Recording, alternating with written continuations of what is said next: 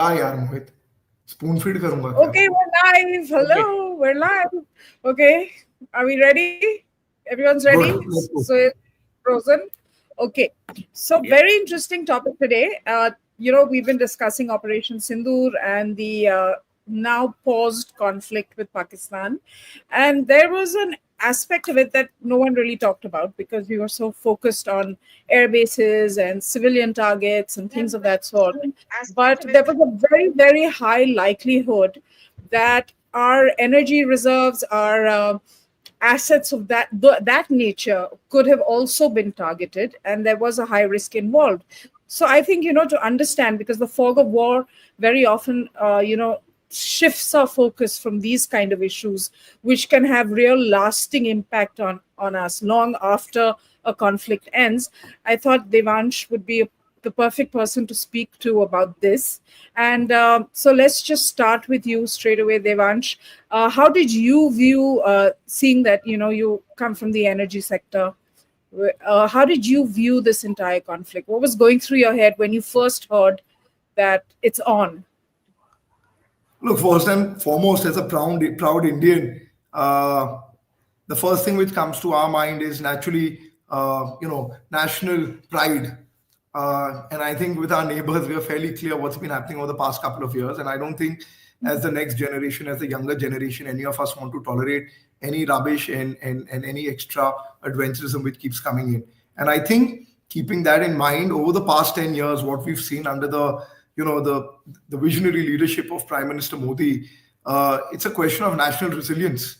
And I think it's been broken up into a couple of things. I mean, if you look at it right now, we were seeing things happening in Gujarat, the Bhuj area, Jaisalmer. We have a lot of wind farm and solar sites around that area. And we were constantly getting these messages at night across the team, shut down grids, collectors written, XYZ people have written. But what was coming to my mind at that point in time was the country was still lit up, barring the fact that we were having this blackout and so on and so forth. Nice. And within that, energy resilience was the first thing which came to my mind. Because God forbid if there was going to be an attack on one of the grids, we are so well spread out across the north, south, east, west, and in different fuel sources that, to some extent, obviously there would be some collateral damage to India, but nothing would happen to our nation.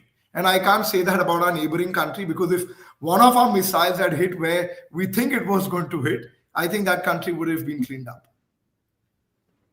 So let me ask you this. So if, God forbid, we are in any sort of war situation in the future, a blackout is something that is a nationwide blackout, let me say, is something that is highly unlikely, is what you're saying.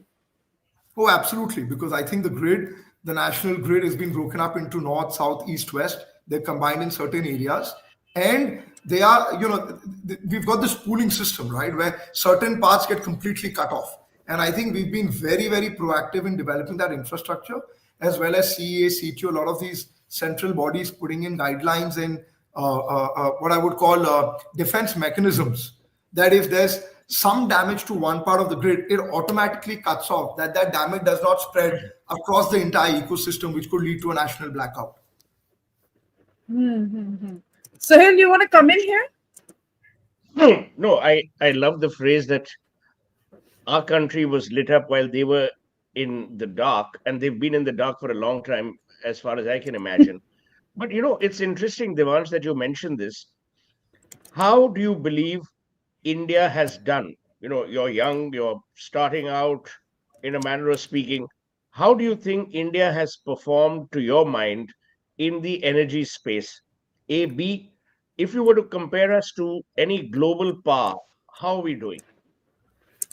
Look, I think, and I'll talk maybe about the past 10 years, frankly speaking. I think we're right at the forefront of the energy transition play. And if you look at whether it's Davos, whether it's any conference in the US, New York, US, wherever you go, I think the two buzzwords are primarily energy transition and to a great extent the digital economy, right? I'm not too competent to speak too much around the digital economy and AI and so on and so forth.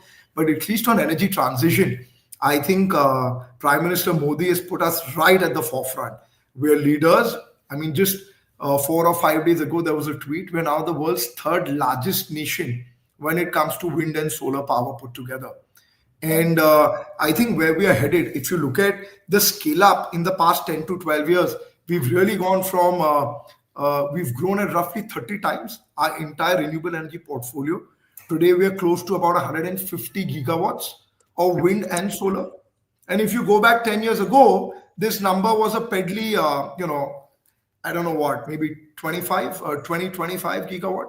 And the ambition which we have set forth for the country at 500 gigawatts by 2030 is just, it's just very exciting, at least for me or at least for young India, because you've always got people, at least on television channels and podcasts, always being naysayers. We can't do this, or they said 100 and they've done 80. Modi ji sets out such audacious targets that effectively, whether we achieve 100% more than that or slightly less than that, you're just so driven, and that ambition and this fuel coming in inside of us. I mean, also just some numbers, if you look at what we've done last year, 25 March 25, we've added almost 28 gigawatts of renewable energy to the grid. That is 10% of our installed capacity across all fuel sources. That's in 1 year, not 70, 80 years since we've been independent. So, I mean, we're scaling up brilliantly, and I think it's a very well diversified strategy across the board.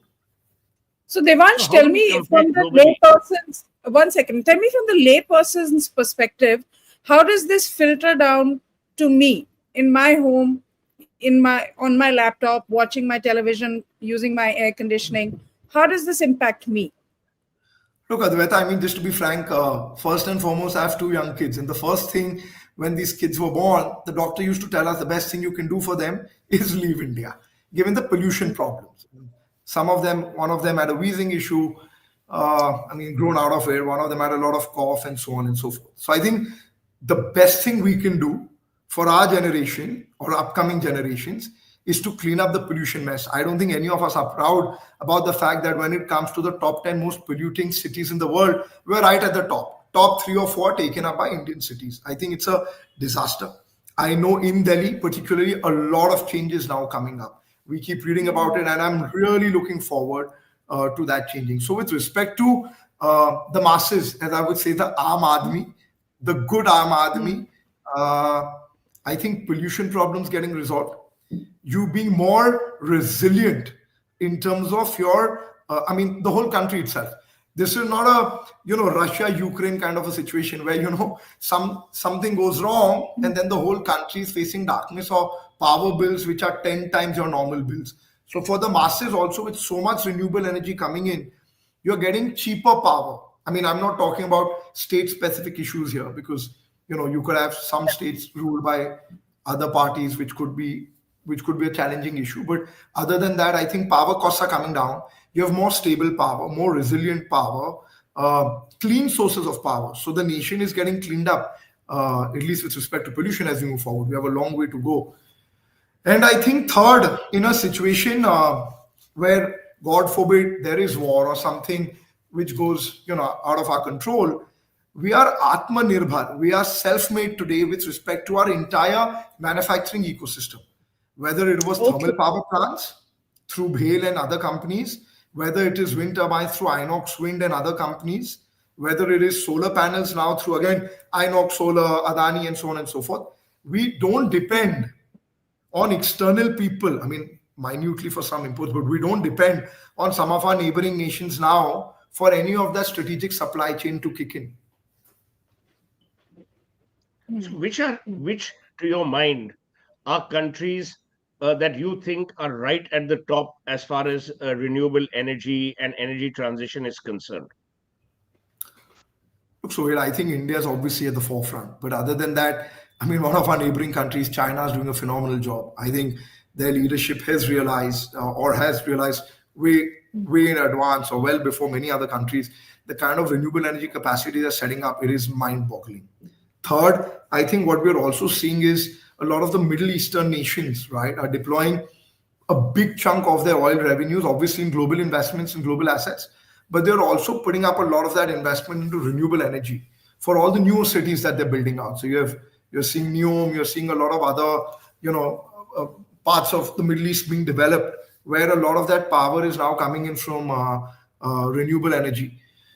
I think other than that, obviously the US plays topsy turvy, but other than that, Europe is just confused to my mind. Some nations are moving forward and some of them are very, very advanced in terms of renewable energy. Maybe 40-50% of their power sources are from renewables, but some of them are just confused with respect to the strategy. Or maybe their political system is a bit warped, where every year the prime minister keeps changing. I don't know if this is the right thing to say, but I think India, China, and the Middle East, I think, are doing a very, very clear job with respect to energy transition. There was You know, someone I on the chat in the comment yeah, section who asked about nuclear energy. I know yeah, that we France need. has almost 80% of its source is from nuclear energy. Where are we on that front if we are there at all? I mean, interesting point, Sohail. I think uh, historically, until the last budget, I don't think India had made any move in terms of nuclear energy, given our population, given the size of our country, as well as the unfortunate disaster which took place many years ago. Having said that, I think again, Prime Minister Modi, again as visionary as he has in the recent budget made a large announcement around SMR, which are modular nuclear reactors, smaller nuclear reactors. Uh, I mean, to my mind, obviously, you need the Atomic Energy Act to be amended before big chunk of that moves forward. But any larger announcement and any larger game-changing move in a country as large and complex and diverse as ours takes a couple of years to play out. And to my mind, while it may possibly be 5 to 6 years before we see the first SMR really going live, I would be happy to be proven wrong. But I think there's that move which has been made. There's a larger nuclear mission which has been announced. The larger corporates of this country have now started working with technology partners, fuel suppliers, working with the government to make an amenable policy, because post the Bhopal disaster, obviously, a lot of things need to change. A lot of the liability clauses, a lot of the, regulatory changes, bringing in investment needs to change. But I think we're in the right direction. And I think as we move forward, I think the 40 gigawatt target, which we've set out, if I'm not mistaken, for the nuclear mission is something which should see light of day over the next 5 to 8 years. So it's Devansh, I interesting you want to mentioned ask this. you. Yeah. Okay, go ahead, Suhel. Then I'll come in. No, it is a very simple, naive question, but it needs to be asked. You know, at times, if you look across India, you will still see power shortages. You will see people, there's load shedding. So that's one part. The other part is everyone says, oh, we are energy surplus, energy surplus. Then you have T&D losses, which are run in by the state governments. Luckily, I know for a fact that, in Calcutta, at least you have Calcutta Electric Supply, which is doing the transmission and generation and distribution. So that's a properly run organization. What is going to happen where you have state electricity boards, which are not even paying, to my mind, what they owe to the market or to suppliers? And why do we have load shedding? If we are saying that we are energy surplus, Yeah, where the hell is this load shedding happening from? yeah, Look, I think when we say we are energy surplus, it's subjective. As you get more power and as the lower class moves towards the middle class and the middle class moves up, there's just more and more power which you need. So I don't think we're energy sufficient from any. Ah, We're miles away from being energy sufficient. I mean, if you look at the sheer numbers, which I again would repeat is 500 gigawatts of renewables by 2030, we're really gunning for almost 60 to 70 gigawatts of renewables to be added every year. If you look at the power exchanges where power is available in these, people are buying on the spot. I mean, they've been continuously cutting down the cap simply because it always hits the cap, because there's so much power demand. The more you feed, the more will be sucked out. I mean, to your question was, why do we have load shedding and so on and so on? That's simply because we don't have enough power. I mean, we are growing very fast. I think the government is what is doing the a phenomenal. shortfall? In your mind, suppose India needed 100. How much do we have now? See, Sohail, again, I think, again, subjective, but currently, I think we are about 10% short of our peaking requirement, which is almost about Brilliant. 25 to 30 gigawatt of actual power, which in terms of renewable energy translates to almost 75 gigawatts of more renewable energy on the ground. Having said that, my caveat is, as you get used to more power, you want more. It's like saying if you make Absolutely. money, you'll buy a scooter from a cycle, then you want a car, then you want a better car. So it's not going to stop. We're still developing, and I think we have a huge hump to cross before we even get remotely close to being a power surplus nation. I'm not talking I'm about glad you're saying specific areas. 10%, 10% but is you're our saying it's peak only deficit. 10%. Peak deficit. But that is, Suhel, a lot. That's almost 25 to 30 gigawatt of actual power. And if you provide more power as industrialization is happening, I mean, again, if we are growing at 6% per annum, right, on our installed base, we need almost 20 gigawatts of power every year, incremental. And this is, again, actual power. Renewable energy operates at about 30%. So nameplate capacity in renewables is virtually 3 times of that. Did you It's get that, interesting, or is it too Advaita. complex? No, but Advaita, it's interesting. As you know, I advise a lot of the organizations. When you look at electric vehicles, and one of your viewers has asked this, question, Amit Raina, or made this comment. You cannot have a situation where you are pumping flesh and forcing people, or not forcing, advising people to go electric, and you don't have enough power, Yeah, because I that's have an going to be the EV. hindrance. Yeah, I have an Huh? EV, and I have an EV, and we don't That's why have you're always enough at home. stations. Yeah, that's You park your EV in your drawing room, you hardly travel. no, but there's an issue with power charging stations. There really is. It's interesting. I didn't know that we had only 10% peak deficit, but then that in itself is a big number. Tell me, Huge. where are we in your estimation on two areas, hydel and solar? Because these are natural resource driven, and we have enough water, we have enough sun. How are we doing comparatively to the world, say, finest? See, I'm not even putting Pakistan here, because you don't compare an ant to an elephant.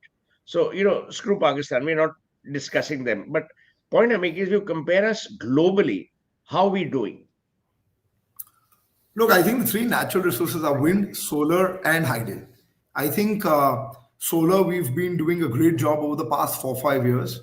And what do I mean by that? I think two things. One, we're seeing large scale deployment on ground and in rooftops. And I think the rooftop the rooftop mission by Prime Minister Modi, as well as the Kusum scheme, as well as the larger on-grid installations which are taking place. I think that's ramping up continuously. Post-COVID, it's ramping up more. The second piece to the solar pie is also our Atmanirbhar domestic manufacturing setup now, where initially you had a PLI Ah, scheme to incentivize people to manufacture in India, which was modules. Now it's cell, and basically we're capturing the entire value chain in India now, rather than importing from China or any other place. And I think over the next 12 to 15 months, almost 90% of the solar supply chain cost component will be domestically manufactured, be it modules, be it cells, be it glass, be it aluminium frames. There'll be a small part which we would be importing.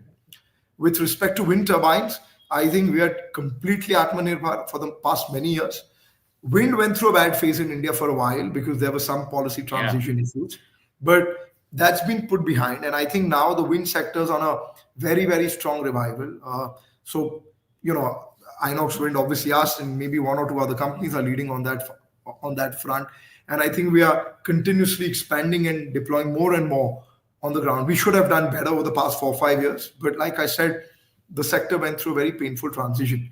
But I think we're now geared for large scale deployment as we move forward. Your third point was We, around Hydel. sorry. Go ahead, go ahead.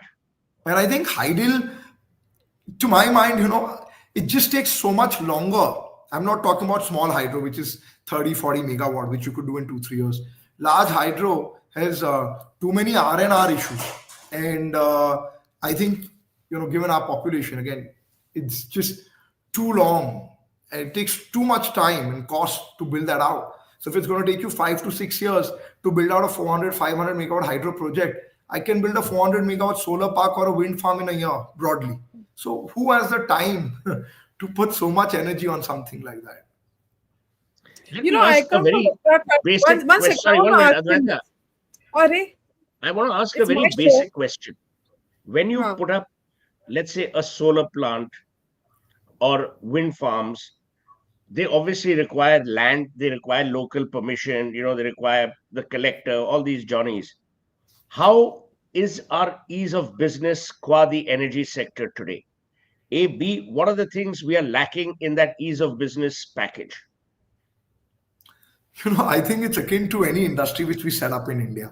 Uh, some states obviously are very proactive, and some are just laggards. Having said that, energy transition is the buzzword. Everybody wants wind, solar, green hydrogen, EV, blah, blah, blah. But, to be honest, if you're setting up large scale capacities, if you're doing, if you want to set up, if you're, if you're talking of serious megawattage, serious business, you gotta have strong teams on the ground. There is no beating the, there's no beating the, you can't run away from the fact that you need to be very strongly connected on the ground. You have to have very strong execution people. And yes, you got to deal with all of them, from the Mamladar to the collector to the SDM to the local netas to the cops to everybody. You got to deal with them. And that's also the reason why you have a couple of groups in India who are very strong or successful in execution on ground, a greenfield or organic. And some of them are MNCs who are buying, or some corporate groups just buy companies and so on and so forth. But I think, for example, I can say that in wind turbines, right? Between us and one of our competitors, we control almost 60-70% of the Indian wind market. And it's just the two of us who are executing. And it is very complex. It is very challenging. If you look at it from our perspective, it's a way of life. We know how to deal with it. We know how to work in different states. But yeah, you're working in India. You got to deal with the lower level issues which keep coming up. Maybe the top is very supportive, but you're not just keep going to running to the principal or your mama and your papa and saying, "Help me solve this shit out." Is it Too capex many stakeholders. intensive? Sorry. Is energy transition as a business, does it require heavy funding? Is it very capex intensive? Oh, absolutely. Again, I think if you're, for example, let's talk hybrid, right? When you're setting up renewables, wind is about 8 crores a megawatt, solar is about 4 crores a megawatt. And if people are, say, putting up 500 megawatts across sites, that's almost 2,000 crores of investments. So I'm not talking about small investments. Obviously, people are putting up 2 megawatt, 1 megawatt, 5 megawatt as well. But if you're really setting up large capacities, decently large capacities, you're talking of, frankly, large investments. There's a lot of ease of doing business. Let's not get away from that fact. Yeah, you've got vibrant Gujarat, you've got Utkarsh Orissa, you've got rising Rajasthan, a lot of that stuff. But again, I'm saying that's more at the top. Everybody's helping you at the top. Everyone wants you to come in. Everyone wants you at the state. But on ground, the lower level people, they don't understand. Wo to apna, they are concerned about their Stakeholders. livelihood, and they are Yeah, concerned about their stakeholders. day-to-day stuff. They don't care about the larger vision. So yes, in terms of that, there's a lot of improvement in terms of ease of doing business, which we see in terms of the FDI, in terms of every possible MNC coming into the country, every large player coming into the country, Apple for mobiles and whatnot. Forget Mr. Trump's statement just today morning around not coming to India. But other than that, I think everybody wants a piece of India. No, I had a question to ask. Finally, if I may ask it, because Suhel likes to hijack this show, which is not his show; it's my show. So Right. I think Yeah, come on, ask the question. I'm asking the question. I'm just making it clear that you do this all You're the not time. Bernard Shaw, where your preface has to be longer than your play. Ask the question. This same thing over and over again. I'm so bored now. Ask. Okay, I want to know what are the practical issues that you face, in implementing this. Everyone agrees it's a great idea. Everyone wants it. It's feel good. It's going to make us healthier in terms of the masses. But what are the practical problems you have? My opinion is a little different from others, right? People go with long lists of things to do, support from the government. I don't think there's much to ask of the government except the fact that let's stick Good. to long-term framework. Let's stick to policy stability. And I said that recently. I was in MNRE meeting the entire team, and I presented only 5 points. One, let's have very clear policy framework and stability, at least at the center. Let's not keep going back, forth, whether people set up their PLI-driven manufacturing plants, whether someone gets delayed. Please stick to that policy because it's not just one person. There are 10 other people investing as well. So let's not favor any 1, 2, 3, 4 people. And too bad if you've not been able to implement your time, deal with the consequences. Let's not penalize others. Number one, policy stability. Number two, which is anyways improving to a great extent, is more coordination between states. The fact of the matter is a lot of the states are now ruled by the centrally ruling party. So obviously all of them are largely aligned with the national mission. Couple of states obviously are, in their own fiefdoms playing their own games. So let's put that aside. As long as there's coordination, that helps too. Three, I think in terms of financing, because this requires large capexes. If you're going to say put up 50 gigawatts a year in India of renewables, that's almost 3 lakh crores of investment every year in just renewable energy. I mean, EV, etc., is just going to add a couple of more billions to it. And to that extent, I think obviously Modi ji is the best,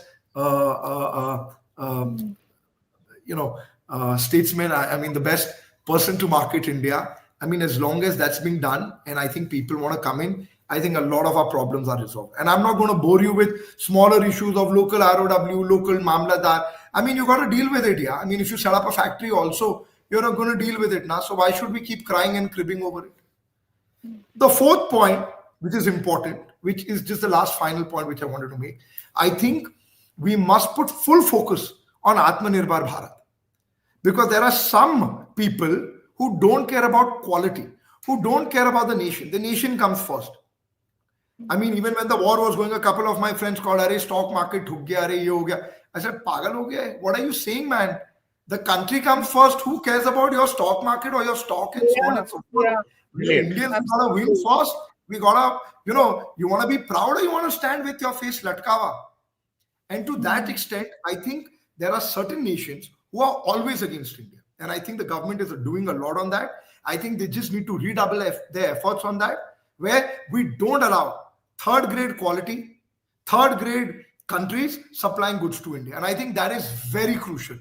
We can't have our grids being dependent on countries, which I would not name, which everyone is smart enough to know, and they could, put malicious spyware, the grid could collapse. You have wind turbines which are on 140 meters. Each of those towers could be used as, spy chambers, if I may exaggerate a little bit. So why should we have equipment coming in from any of these nations? Europe protects itself. US has IRA and, under Trump, everything happening. India is strong enough here and we are Atmanirbhar enough. We should just ban equipment coming in from this country.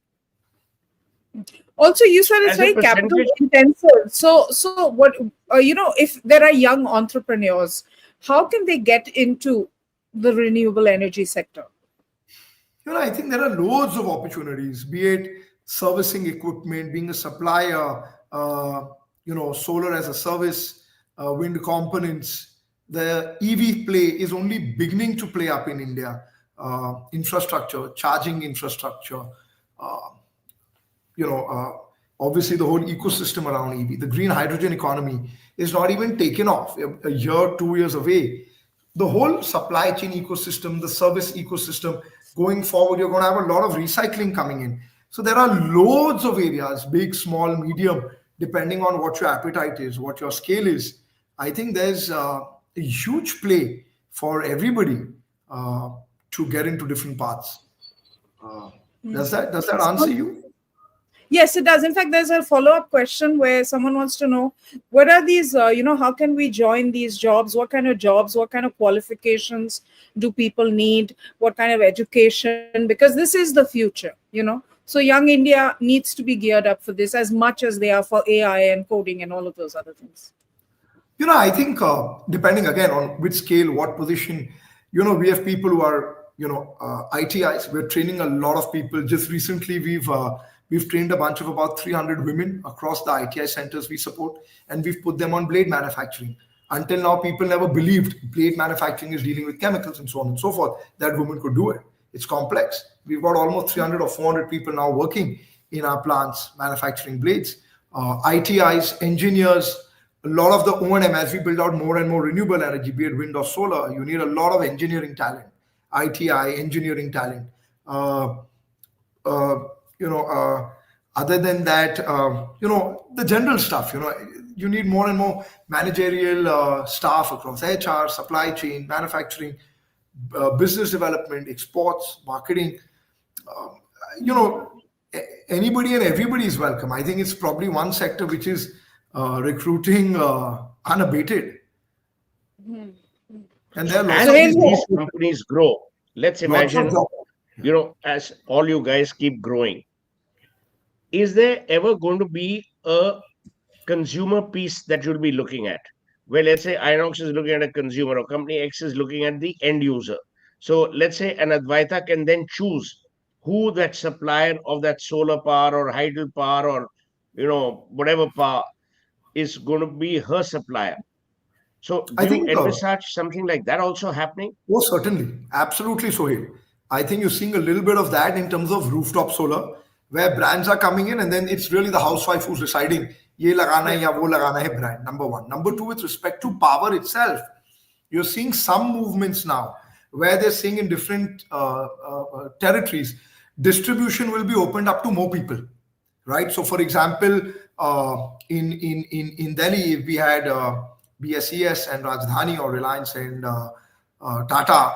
If more players kick in, you'll have the flexibility of choosing that no, I don't want to buy from him, I want to buy from him. And that's just going to keep upping the service standard, the quality standard, load shedding will drop, power prices will become more efficient. Because today what's happening is Bombay has two people or three people, Delhi has two people or three people, we're all living with them. No matter what the load shedding, no matter what the service, no matter what they charge.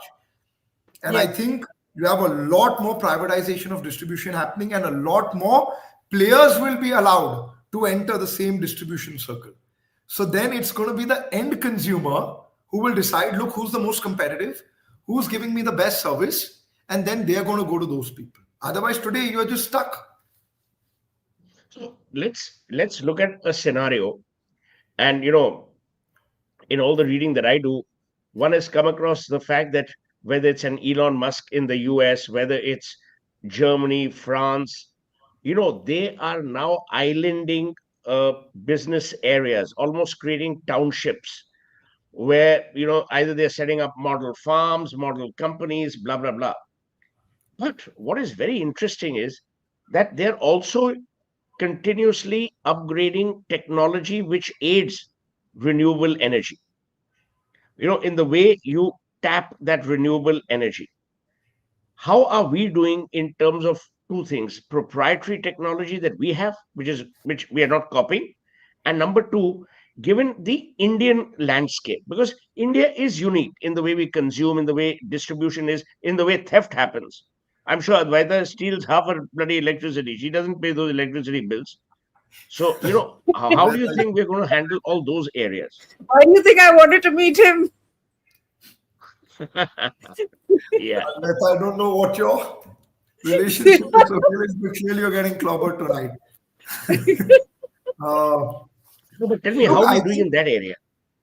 look, to be honest, I think, Suhel, with respect to the initial technologies, right? I think India woke up a little late, and maybe I would say India woke up 10 years ago when there was a change in our leadership. Prior to that, at least what I had seen, it was a disgrace.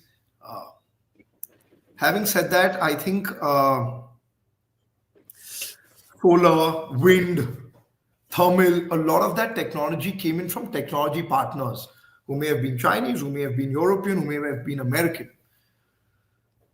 Now, what we're doing is, as we're moving into the next phase, which is EVs, which is say green hydrogen, electrolyzers, a lot of it is is being driven by proprietary technology. A lot of R&D happening on the ground, a lot of new startups, But I can't say that about the initial or the original fuel sources which we dealt with, which is fine. But today, I think India is moving fast. A lot of great startups, a lot of new technologies. We're doing a lot of great stuff on green hydrogen, on electrolyzers. In our fluoropolymer business, for example, which is the heart of the batteries which go in electric vehicles, we spent 7 8 years doing R&D, and proud to say we're probably in the top three globally now in terms of technology, in terms of the products we make. So I think we're increasingly upping the ante, becoming more and more technology savvy, proprietary controls. Your second question, Sohail, sorry, I forget. I'm saying that, what about theft? Power theft is a big thing because that is what cripples the state electricity boards, and it has a dominoes effect. It then wipes out, businesses in the power sector. You saw what happened to Anil Ambani's that whatever project it was. So what we're seeing is that sometimes when the state electricity boards are not paying their dues, this chaos happens. And I remember, Advaita, it's interesting. Devansh mentions 10 years ago, I have spoken at every IPAI conference, which is the Independent Power Producers Association of India, run by Harry Doll. P.K. Mishra, who's now the principal secretary, was the electricity regulator, who's now the principal secretary of the PM. Every time we met at the IPAI annual summit, the first question was, are your T&D losses rising or decreasing? And they were rising. So you have your T&D losses, plus you have state boards which have gone rogue because of this T&D losses, and it's a dominoes effect, which leads to power producers saying, screw you, we won't produce because, we're not getting paid. Has that situation changed? Do we have a more formal, organized, legal caveat around that? So here, to a great extent, I think over the past 2 3 4 years, there's been phenomenal work done around that. I think first and foremost, with respect, I mean, primarily what we're seeing today, and I'll break it into 2 3 parts. The primary investments we're seeing today, current investments, are backed by central PPAs, primarily from agencies like SECI, NTPC, NHPC, etc., which have certain payment terms which are being honored. Second, what the government, what the state center has done, they've linked a lot of the dole-outs and the payouts and the GST, adjustments to the states to the central kitty. So if you owe somebody money and you're not settling that, it's going to get offset here. Because effectively they realize if you have so many of these global power producers coming into India and some guy doesn't get paid for a year, some guy doesn't get paid for 15 months, who's losing? India's losing. And it's not one state. India comes first. So effectively, a lot of that stuff has this been is resolved. important. Advaita, understand this, you bloody thief. Understand what he's saying.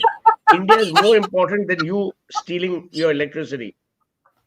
I come from Kanpur, yeah. There it's all about, don't you know that award-winning documentary on...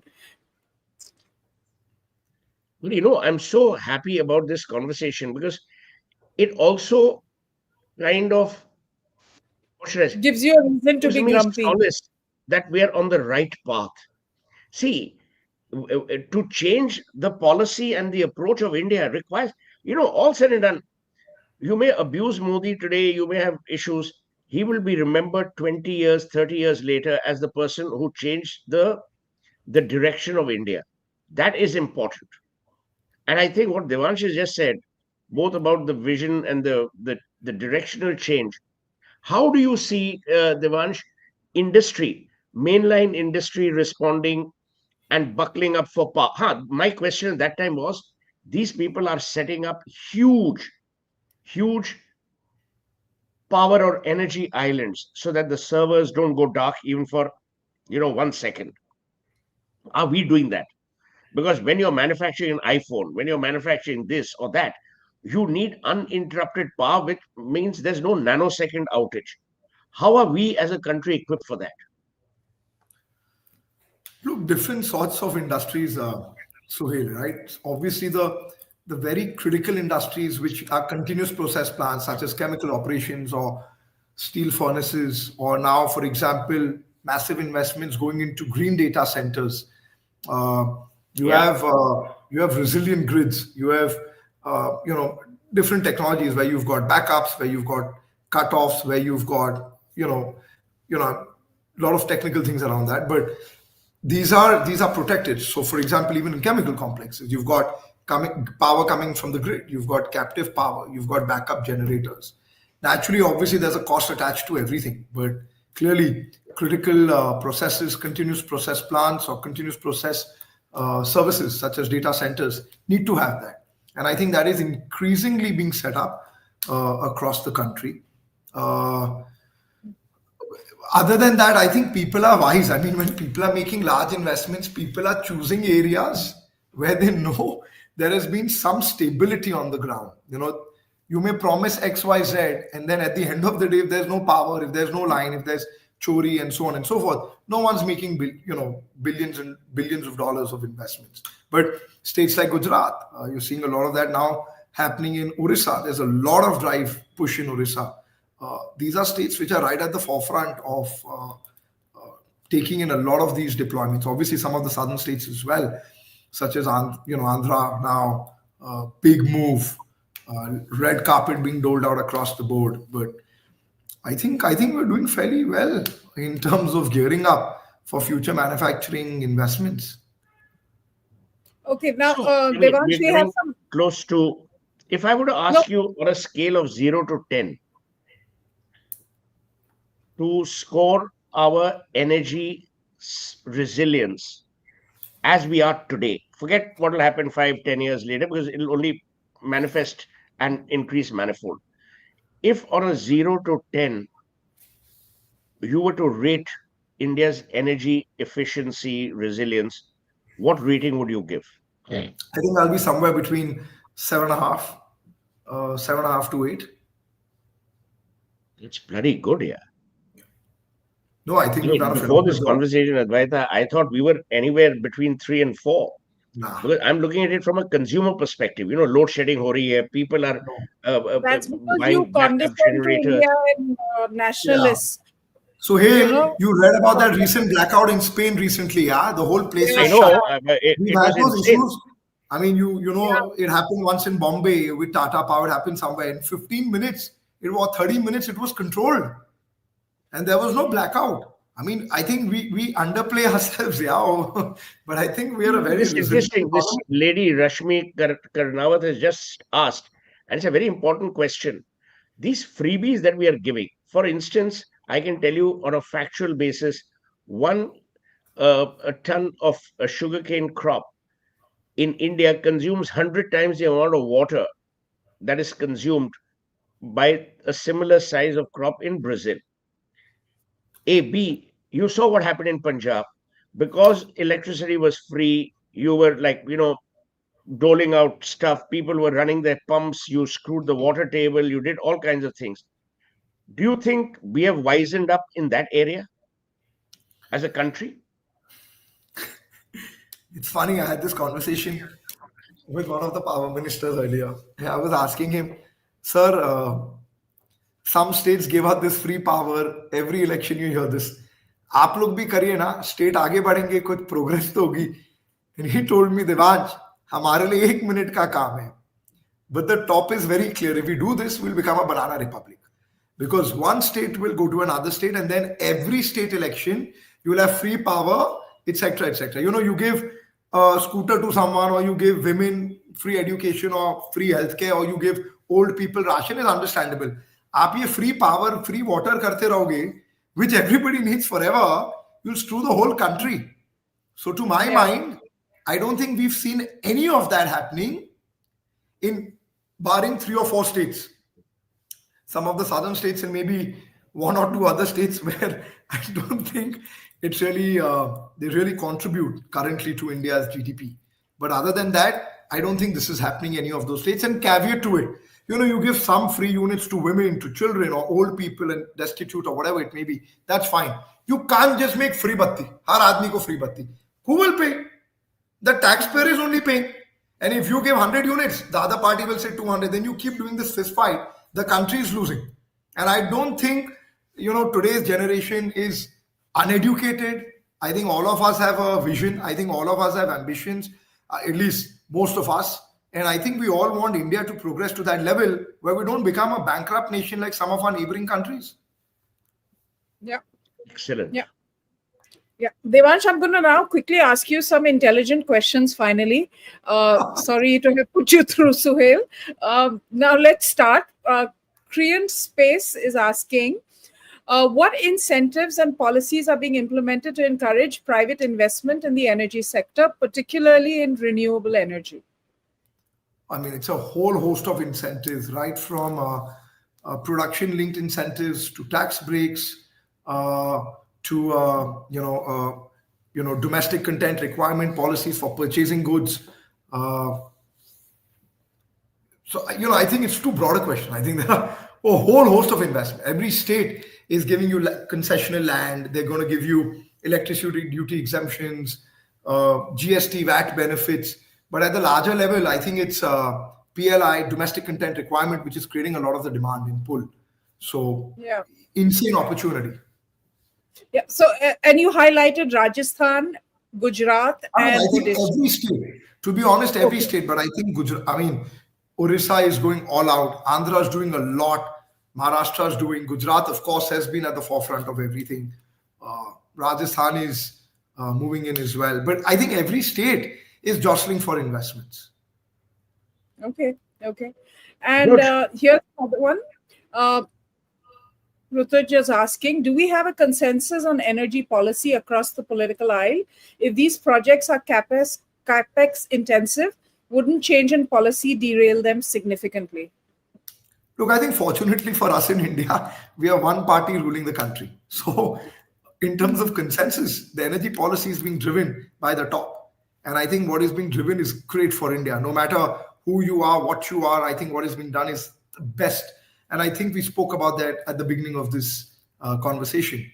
With respect to projects being capex intensive, no matter what you do, yeah, if you need power in this country, it is going to be capex intensive, yeah. So whether it was X, Y, Z, whether they like thermal more or solar more or wind more, power तो लगाना पड़ेगा. Power अगर लगानी है तो capital intensive project होगा ही होगा. Change is not going to make any Yeah. difference. Unfortunately, I think we have a good 5 years of stability, God willing, 10 years, if not more. Suhail, I think it'll be more I though. think- Over to Suhail. Yeah, I mean, I think at the end of the next 10 years, I think Rahul Gandhi will fight an election in Fiji because India mein to baat nahi dal nahi galegi, but that's for another debate.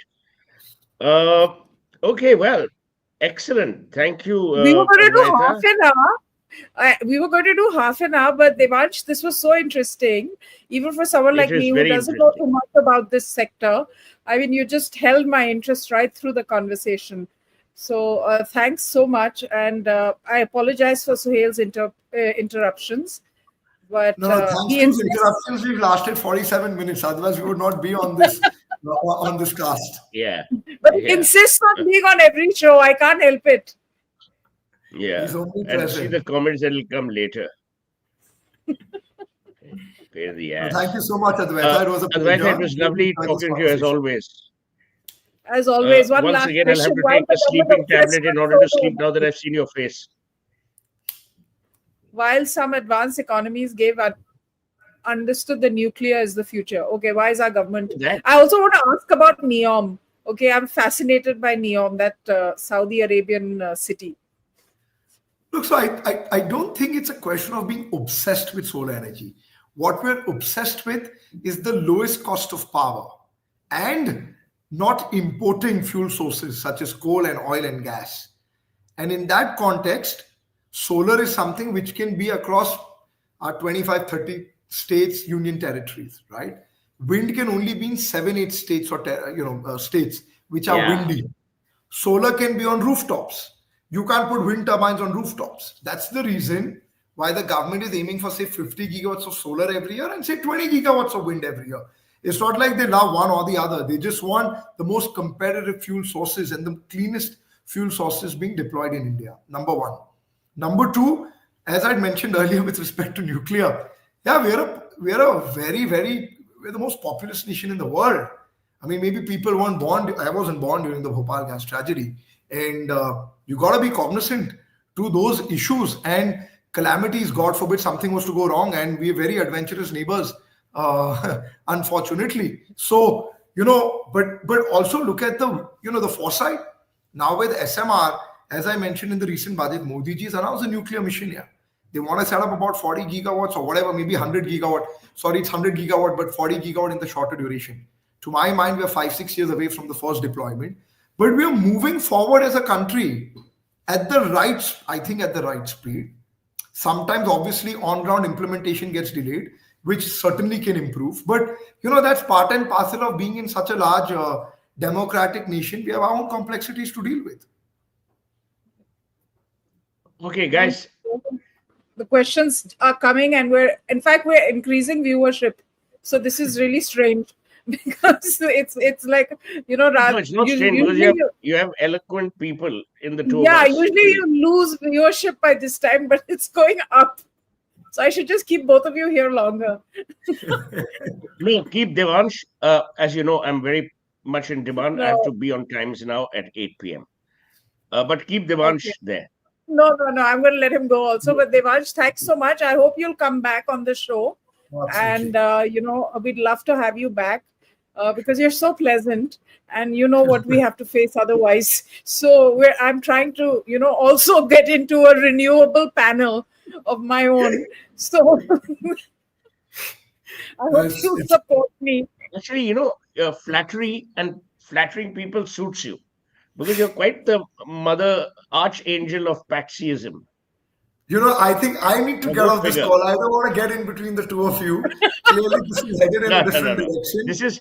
This is what we call the banter thing. That's why our viewers love us. And by the way, 500 live views is more than what Radeep Sardesai and all the other Johnnies get. I'm telling you, this is the future Devansh digital YouTube. But still, Suhel has to go on FM. But it's okay.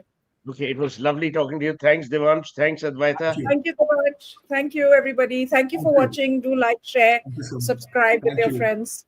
Interesting conversations. We'll bring you more. Bye.